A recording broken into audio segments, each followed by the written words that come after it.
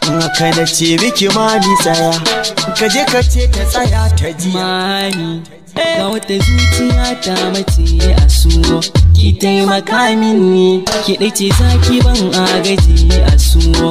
Ga hannu na jani, ba wai rabo da ke ba samun kamata ki ne abin da ruɗani.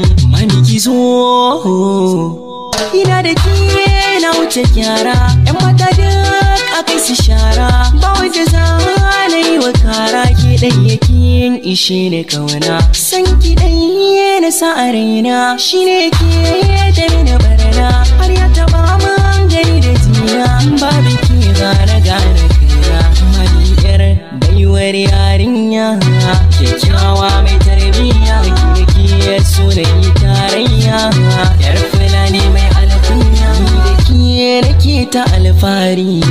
Karki manta alkawari sanda mami iya ta gari, mai kin nunawa a gari.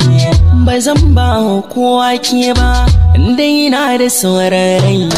Ba zan bari a kwacen ke ba, dai gangar jikina da kai. Ashe da ke ya gamu, ke rikici har na ga ya damu. Ran mata nisa ya ji da mu, kin gajiya ma shi ya tada mu.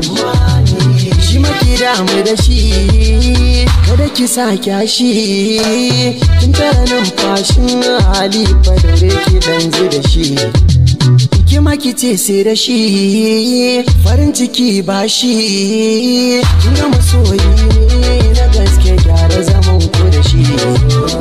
Ya ce da ke mai alkunya, kar ki masa jayayya, sai da ke mai alfahari da kun daura alkawari. Ki yarda na ba ki gata a so, amince mi yi wa rayuwa ta kauna da so.